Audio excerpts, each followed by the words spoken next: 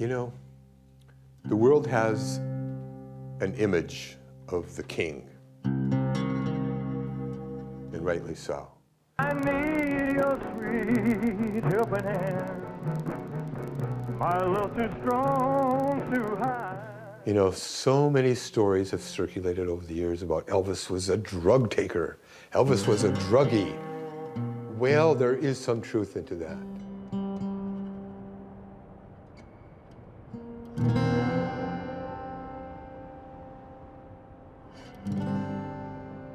But behind the image, behind the lights and the makeup and the music, there was a real human being, a real person that had feelings that was entirely different, light years away to the image.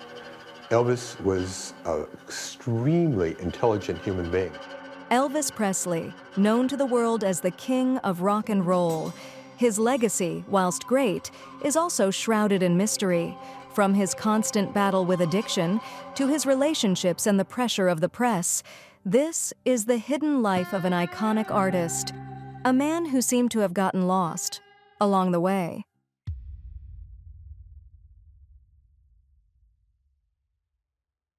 He just wanted to know about all different kinds of aspects of life. He was always searching for something. We didn't know what it was, but as life went on, we realized that he wanted to know why he was here. Why was he picked to be this person? Why did he get all this talent? But there were times I looked at him, he looked very lonely, and he'd be in the middle of a bunch of people. And I'd look at him and I think, he's not even where he wants to be right there. He's not feeling anything right now. In 1950, Memphis, Tennessee, a star was born. Elvis Aaron Presley went from introvert Memphis truck driver to rock and roll superstar in a mere 18 months. The change would be enough to alter anyone's lifestyle, for better or for worse. The polite Southern boy became the hottest draw on national TV, and in 1956, he was the best rising singer in the entertainment industry. His vocals were raw, and he sang from the heart. His provocative moves and style were unlike anything audiences had ever seen.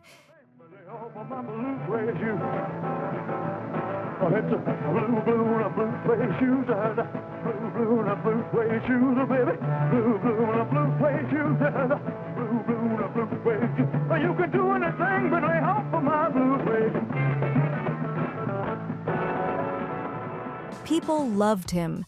People went crazy for him. He was a real turn-on. On stage, he looked almost possessed. Some would say even vulgar. Some of his performances were even censored on TV. It is safe to say he was controversial, but a star nonetheless. He was the best-looking man many people said they had ever seen. People wanted to look like him. He became almost a Greek god for women and men, a perfect specimen. He had the look, he had the attitude. It was natural with him too.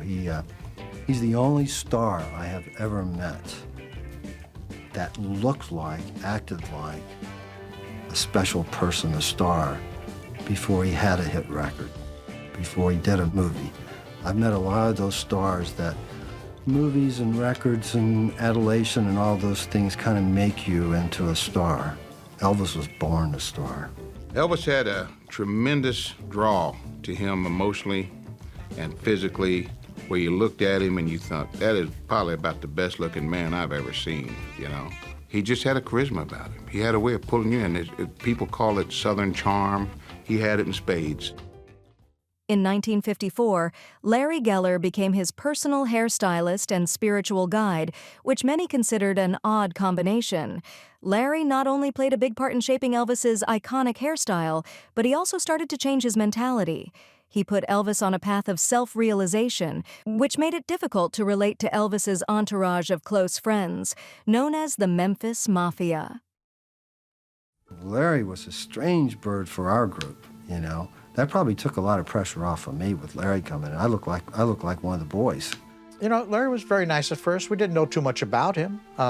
He was a Los Angeles guy. He was a hairdresser. He was introduced to us by Elvis's barber before him. And he was very pleasant and nice. But then we didn't realize that Larry was very much into, what would you say, different kinds of religions, different ideas about life and philosophies.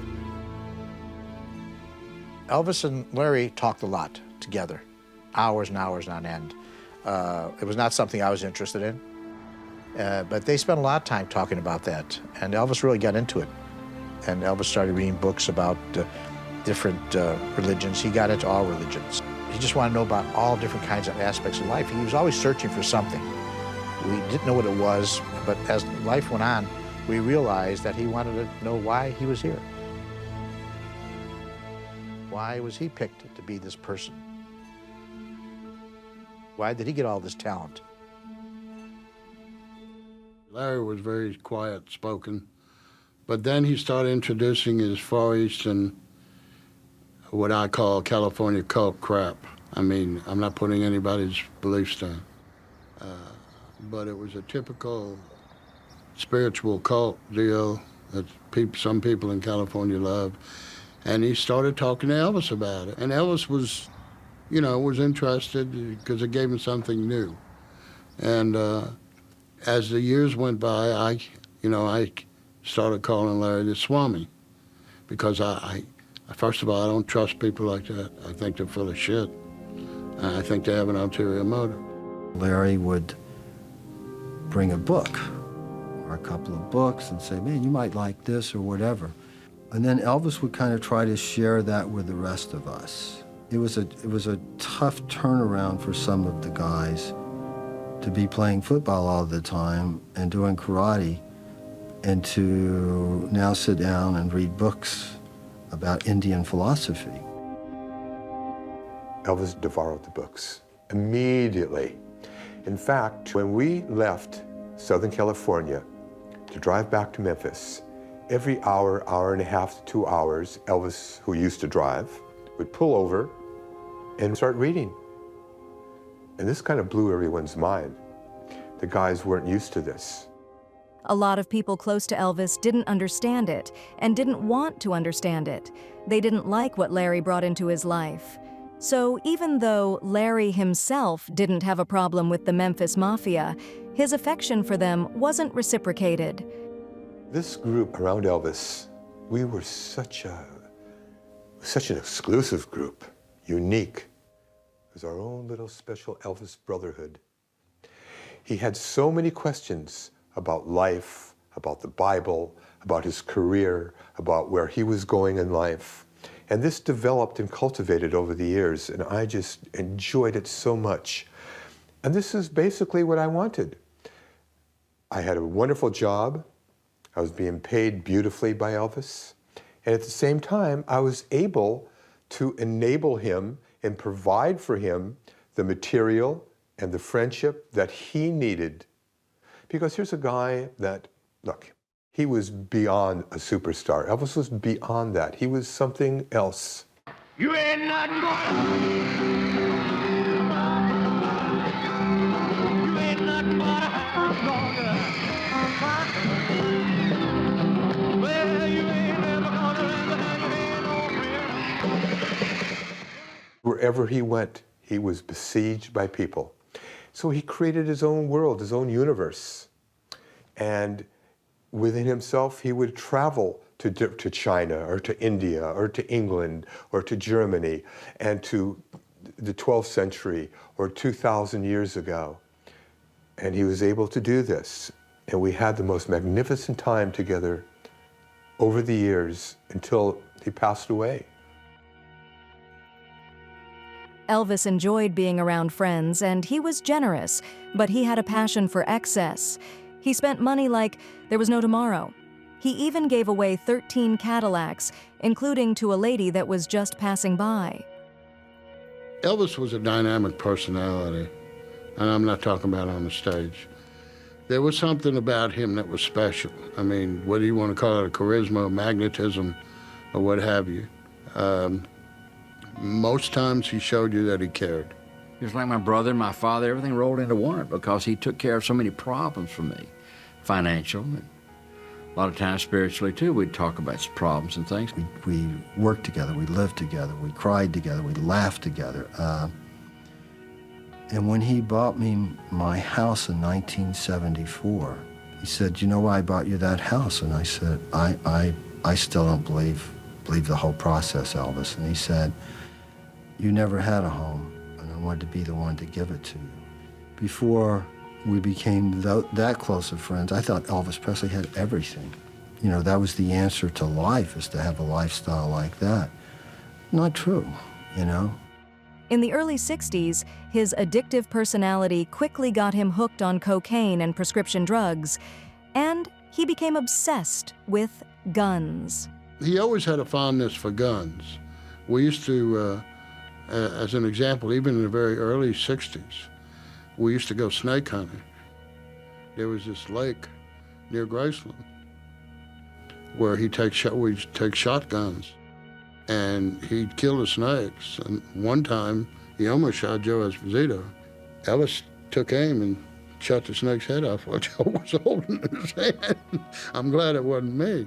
But he always had that fondness, but it got even more when he started putting it in terms of protection. We used to joke because he used to have a gun here, and a gun here, and a gun here, and a gun in his boot, and a gun in his back, and he'd just go out to go to the movies. In order to go to sleep, you need to start taking sleeping pills, downers, or tranquilizers, or what have you. So it gets to be a vicious circle. And where today one will work, tomorrow you need two, and the next day you need three, and then the next day you need four. And after 15 years, you know, it gets pretty vicious. Elvis had an addictive personality, so I think that it probably, but I mean, he would walk away from it, but then he'd go back to it. So it, you know, it was a magic potion, so to speak. It really was. It kept us going. Still, it puts you in a depressing mood. Elvis Presley no longer has that rock and roll beat. The tempo is hut, 2, 3, 4 for Private Presley. He's at Camp Chaffee, Arkansas, beginning his 2-year Army hitch courtesy of the Memphis Draft Board. Like any ex-civilian raw recruit, the king of rock and roll will be keeping time to non-hip bugle calls. Involuntarily retired, the gyrating guitarist's departure from the public eye left his blue jean fans all shook up, so we hear. But Elvis doesn't seem to mind at all. In 1958, Elvis was sent to the Army. His mom became very depressed. After his identical twin brother died at birth, she couldn't cope with him going away too. She said to him, "Don't forget me, little." She died not long after that same year. It was traumatic and he was inconsolable. Some say it was an underlying cause for Elvis's so-called descent into hell. Elvis's life was not typical GI. I mean, there was always people outside of his house. The fans were always out there. It was a little tougher for him to be in the Army because everybody was watching him. And they were keeping an eye on him to make sure he did a good job and make sure he didn't goof off. So it was tougher for him than a lot of the other GIs. The Army was tough, although he met his wife Priscilla there. Priscilla was the daughter of a U.S. Air Force officer. She was very shy and very young, but they clicked. Very pretty young lady, but I didn't know how old she was at the time. And I figured she was about 16, but at the time she was 14, I find out later. But she was very mature, very quiet at first.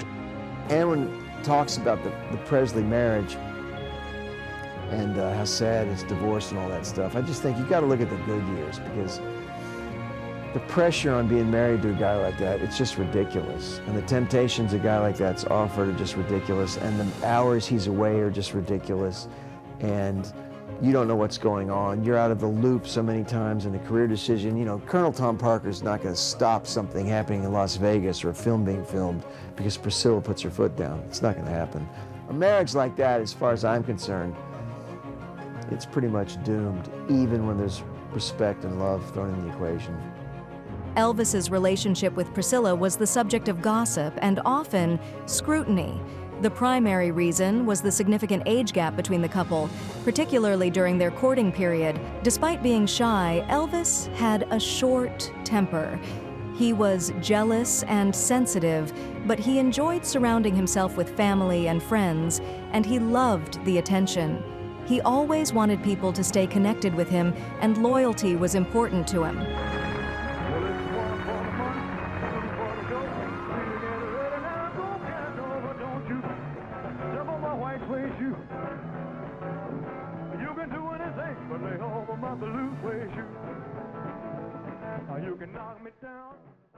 Elvis had a temper. He had a bad temper. His mother had one. And I think he got that from her, but that's about the only quality that he got from her that wasn't good, because everything else about her was giving and warm and sharing and everything. His temper was like a black cloud when it came in full blown, buddy. It was a Category 5 tornado, okay? It just covered all the area around, the whole room, the whole atmosphere. And you didn't know until you knew who it was about that had got him that way, what thoughts, who he was thinking about that got him this, or who had done something. You may have done something the night before. There was no in-betweens. He was really the nicest guy in the world, and sometimes he would snap and just have a real bad temper, and he'd scare the hell out of you sometimes. There was one incident I remember during the movie Wild in the Country. Christina Crawford, Joan Crawford's daughter, was one of the co-stars in the movie. Well, we became friends, and I invited her up to the house one evening to hang out, you know. Elvis knew who she was. So we're sitting there watching a little TV and sitting on the couch, and this big couch at the house on Perugia Way, and Elvis would smoke cigars once in a while, so he picked up a cigar to smoke, take a cigar, and I reached over and lit his cigar for him. And she pulled my hand away from him. I went to do it again, and she pulled the cigar out of Elvis's mouth. She says, "Now, you shouldn't have to light a cigar." And I say, "Hey, don't do that." So Elvis really got mad. He got up, and he grabbed her by the hair and pulled her across the coffee table, which scared the hell out of me and everybody else, and they were really in shock. And he said, "Get her out of here. Take her home." Well, I didn't know what to do. I mean, this is the first time this ever happened to me around Elvis. First time I saw his temper like that. He'd say things that you've never heard before in your life. He would string expletives together and make words that you've never heard of. And he'd be mad, but he'd stay mad for maybe 30 minutes, and then it'd be over. He fired us en masse 10 times. Every one of you guys, get the out of here. But somehow he was still isolated. Despite the fans and his Memphis mafia, he was lonely. Times I'd go over to him. I say, "Hey, boss. Hey, Sonny. About ready to go? Yeah, let's go." Get him out of that. Wasn't enjoying it. He wasn't enjoying it. His earnings from records alone totaled nearly $2 million. He was and still is the best-selling single recording artist in history. I understand that you want to become a dramatic actor, is that right? Well, so that's my big ambition now. It takes a lot of time, a lot of experience, but I hope I'll make it. I mean, that's what I want to do. When he came back from the Army, Presley had been away for 2 years. He was unsure about his return, so he retired from live performing, and guided by Colonel Parker, his manager, he devoted much of the 1960s to making Hollywood films and soundtrack albums. Soon after, his personal life started becoming unstable. He became wild again.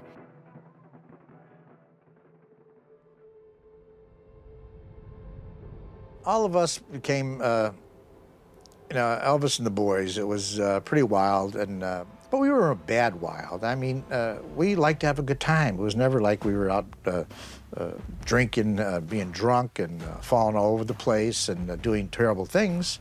We just loved to chase women, and it was great. And we partied all night as much as we could. And we'd be up till 6, 7 o'clock in the morning. The sun would rise, and we'd go right to sleep. Get away from the sun. We didn't want to see the sun. And we just did this for a week, 10 days. Elvis said, "Okay, we got to get out of here. We got to go back to L.A." And we get in the car, start driving. I said, "Elvis, why do we have to go back now?" He said, "Well, I don't know. I just thought we'd been here too long." He said, Let's go back. We turn around and go right back. We stayed 2 or 3 weeks at a time and just party. And one time, I forget, we were going so hard that Elvis started getting a bloody nose. And we went to the doctor, and the doctor said, you guys need to get some rest. His resistance was getting down, and he kept getting a bloody nose, so we had to rest for a couple of days. In 1968, Elvis returned to the stage with a comeback on the acclaimed NBC TV special Elvis, which led to a string of highly profitable concerts in Vegas. All in all, his comeback is a very big success. The King was at his peak as Vegas brought out the best of him. He is back on the road and unbeatable again. Or so it seems. His obsession for excess had resurfaced. You know it's gone, gone, gone, jumping like a catfish on a pole, yeah. You know it's gone, gone, gone, and a hip-shaking King Creole. You know it's gone, gone, gone, hip-shaking King Creole.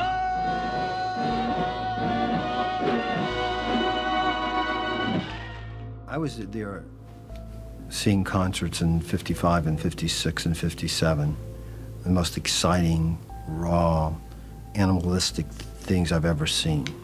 And of course, that will always be my lifelong image of Elvis Presley. You know, the wild guy on stage, the sensitive, lovable guy on stage. It could be all those things.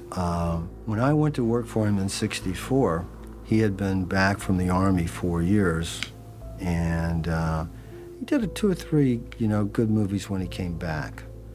But the movies were getting weaker and weaker, and the soundtracks were getting, in some cases, more ridiculous and more ridiculous. His peak was quickly followed by further complications. By the late 60s and into the 70s, Elvis started to realize that Hollywood was ripping him off. He was at a low point in his career, and the crowd was getting tired of the same cheesy movies and songs that were getting more and more ridiculous. Elvis has given up on some of his dreams at this particular point.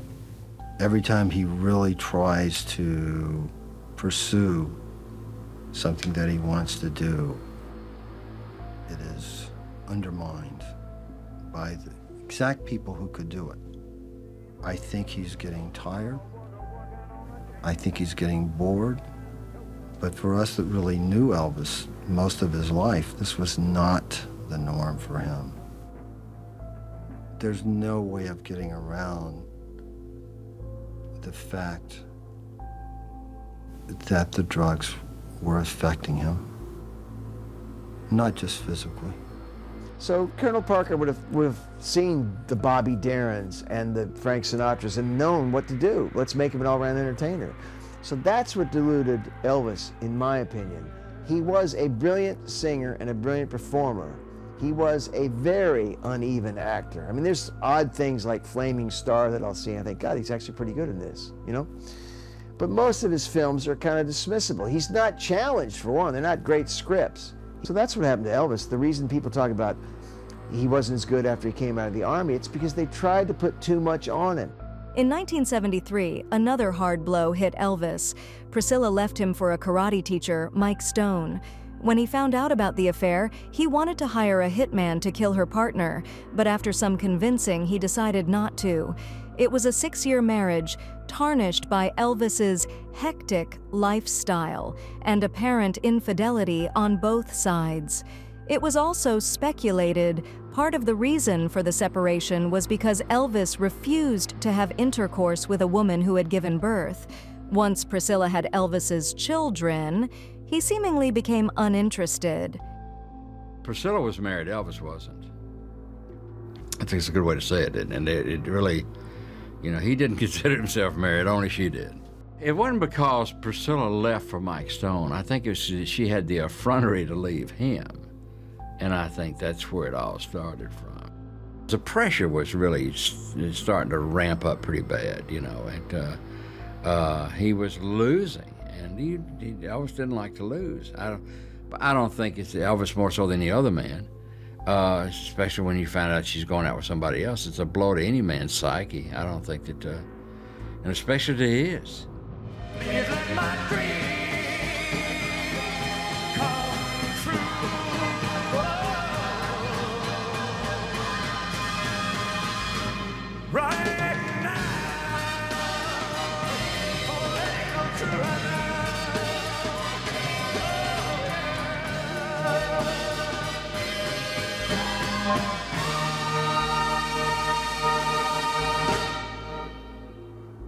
Thank you.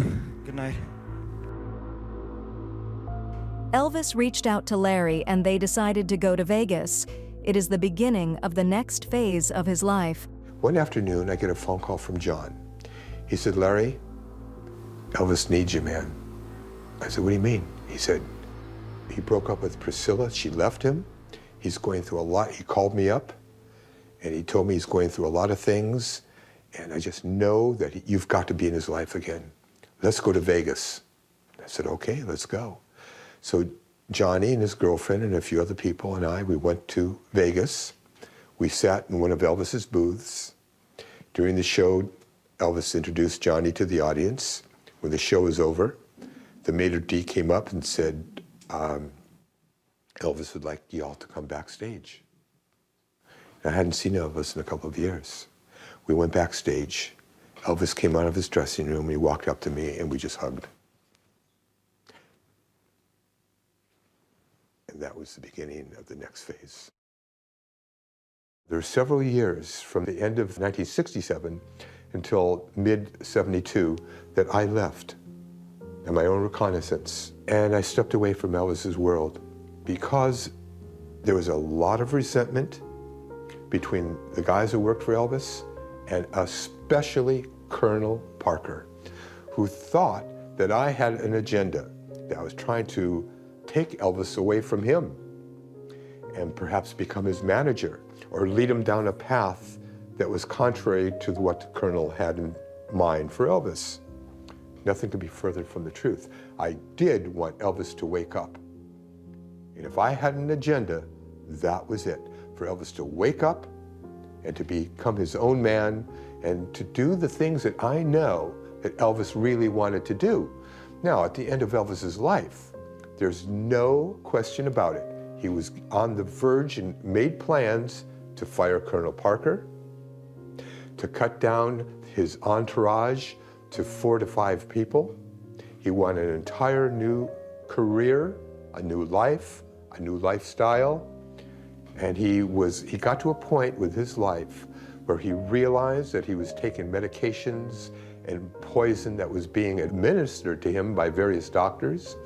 He wanted to put a halt to his career. He didn't want to tour anymore. He was going to take 1 year off, go to Hawaii, and spend the time rejuvenating himself, changing his diet entirely, exercising, recharging his batteries, then re-entering Hollywood once more as a dramatic actor.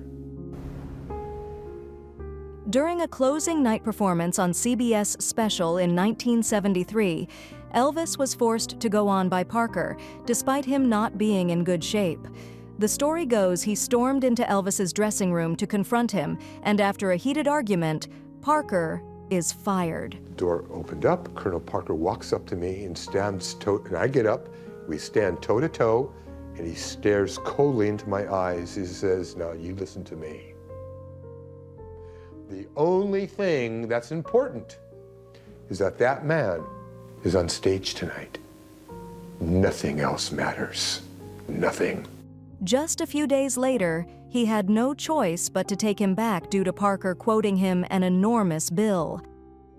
My heart sank. He didn't care. He didn't care. What about Elvis? What about Elvis?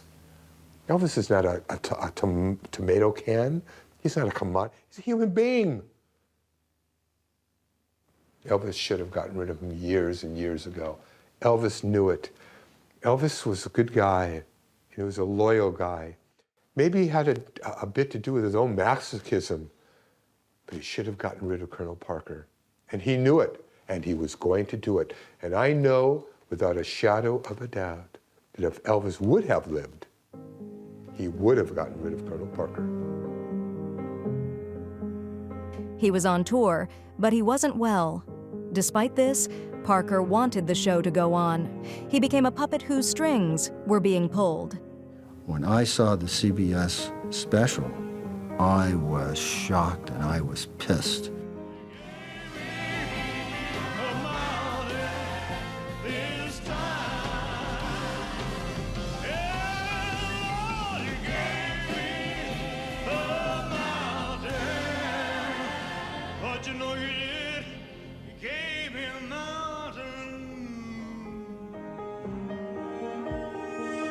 I called Colonel Parker one of the few times I ever did on a negative.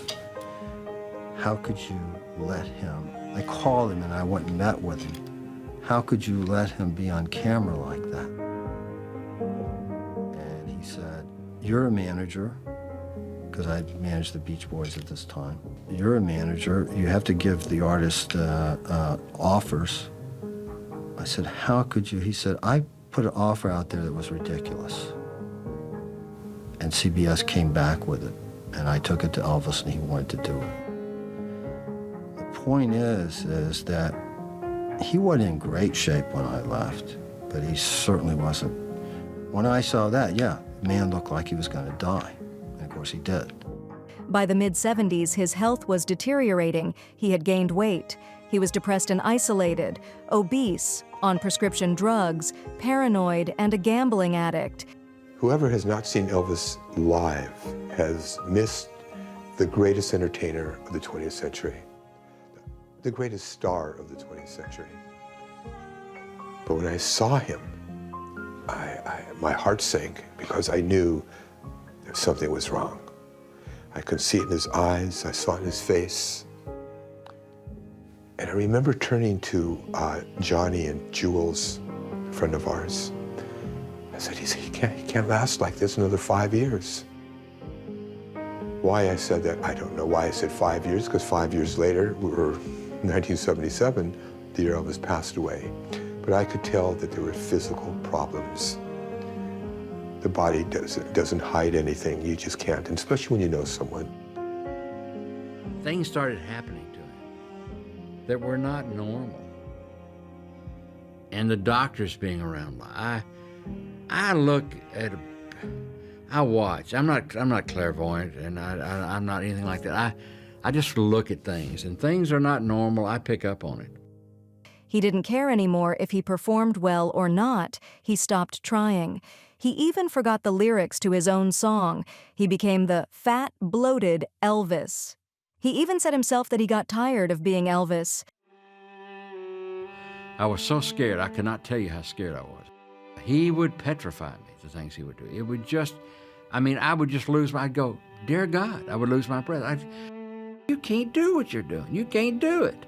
These were prescription drugs. In his mind, were not illegal drugs. Now, the doctor's writing them for him. He's abusing them, but they're not illegal drugs. In his mind, as intelligent as Elvis was in so many ways, he was naive in thinking that they were separate issues there, because they really wasn't. You know, so many stories have circulated over the years about Elvis was a drug taker. Elvis was a druggie. Well, there is some truth into that. But if you don't have the real story, and if you weren't there to see it, there's no way you can know what was really going on. Number one, and this is the foundation, Elvis had a lot of physical problems that were really eating away at him. He had glaucoma. He had hypertension. Do you know that every night after a show, his blood pressure would shoot up to 180, 200 every night? And that's a tremendous strain on the heart. Elvis had a spastic, twisted colon. I can't tell you the problems that plagued him because of it. How uncomfortable he was, and how his body, especially the lower part of his body, started to blow up and balloon. He also had his blood sugar that was a little too high. His body would start to get bruises on his leg. One night we were on tour, and when Elvis left the stage, he was totally blinded because of all the flash cubes going off, the glaucoma, his sensitive eyes. He tripped and fell down the stairs at the back of the stage, twisted his ankle. And he had a very difficult time after that, moving on stage. So the doctor was giving him medications every night to go to sleep. And I say medications, euphemistically, we're talking about poison. That's really what it was. Elvis did not need these anymore. And he knew it. It's not like Elvis was in the dark. Elvis was abusing them. He's responsible, but he's also a victim. He was a victim because doctors were giving medications to him to help his conditions, all his various conditions. The combinations of these drugs were lethal. It only increased his health problems, no question about it. And I saw clearly, and it really, really tore me up. I would go to my room certain nights and just cry. I felt helpless. I would pray to God. I thought that was the only thing I could really do outside of being Elvis's friend and telling him what I knew to be true about his health, about making changes. The only thing I can do was pray. One night, I thought, I gotta go tell someone. I gotta talk to these guys. Some of them I knew not to talk to. Others I thought were open. And you know, all the people around Elvis, they all loved him. Even the ones that enabled him. There were some guys in the group that were terrific. They were excellent human beings. I remember one guy I went to after the concert one night. I went into his room, and I said to him, I said, "I'm really, really nervous." He said, "What's wrong?" I said, "What's wrong? Look at Elvis. Look what's going on. The man is sick. He's got such problems. I'm afraid something's going to happen." The guy said, "Wait a minute. Wait, Larry. No. You're the one who has the problem. Come on, you know about negativity. If you keep thinking this way, you're going to get sick. That's Elvis. What can happen to Elvis? In 20 years from now, he's going to look better than he does today. He's a singer. Singers rejuvenate themselves. They live to be really old. Dad, don't make yourself sick." I left his room and I thought, this is madness. This is crazy. This is insane. They understand that they're in total denial of what's going on. One or two people were quite aware. Joe Esposito, for sure, knew that Elvis was in a problem here, in a problematic state. Several of the other people, total denial. He died at just 42 years old in 1977 from cardiac arrhythmia. His death made a lot of people angry. Ironically, even some of his closest friends were shocked, but the warning signs were there. Anger didn't hit me until 2 weeks later. I literally went berserk. There was a marble fireplace, and I realized I'd never see Elvis Presley again. And it's the first time I realized it. And I hit this wall so hard, I crushed my hand. I had to have an operation. It's almost like predestination. It was like he was. I've always said that Elvis was like a artillery shell. They loaded him up, fired him, and he fell out of the ark, and just it went into the ground and blew up. I think that if it was God's plan or whatever, I don't know what the plans were. Maybe it was God's plan. I always said my relationship with Elvis Presley is based on friendship. The job comes second. If I would have known in 75, early 76, that we were going to lose Elvis, I would not have left. Not that I could have saved him, but I would have wanted to spend as much time as possible around him, even in those circumstances. Elvis was the best solo music artist of all time, but he got lost along the way and never had the chance to look back. I thought, how's he going to come out of this? And another part of me thought, he's going to. He will come out of it. Then the other voice in me said, no, this is not good. He's reaching the end of his road, the end of his rope. And then the other voice would say, no, he's going to be all right. He said we're going to Hawaii. He's going to make changes. So I would flip-flop. And I couldn't. It's very difficult to face the inevitable. Even though I saw it, I had hope. Elvis died reading about Jesus. You know, Elvis was into Judaism. He was into reading about meditation techniques in Hinduism. But basically, he was a Christian, and he read about Jesus dying. That says quite a bit.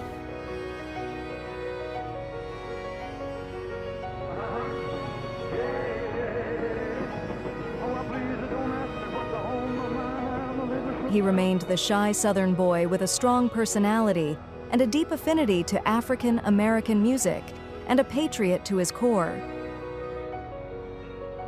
He was an incredible talent, but a complicated man.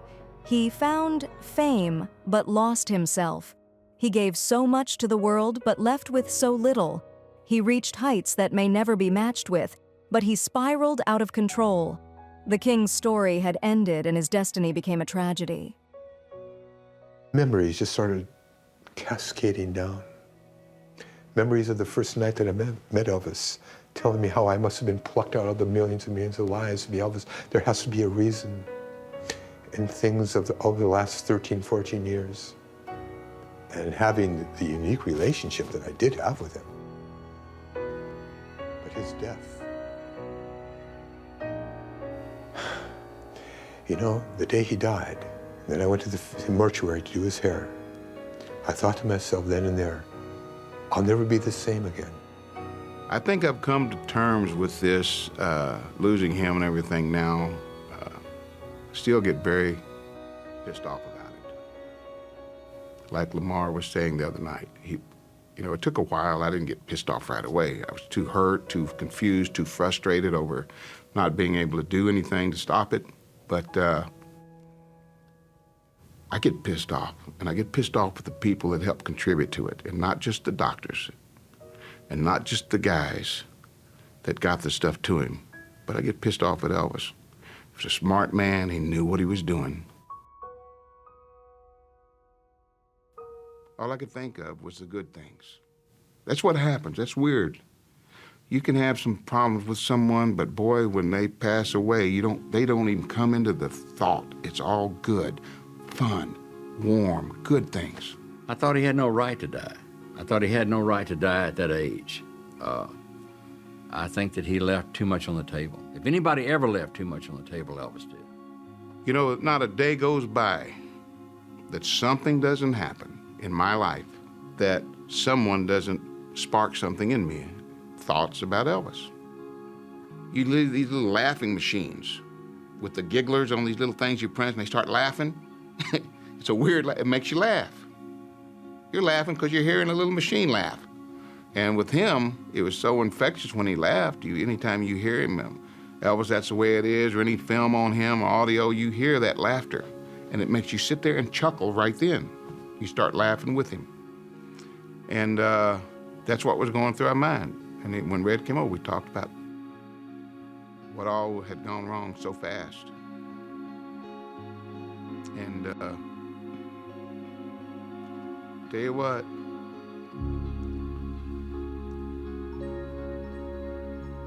I miss him today.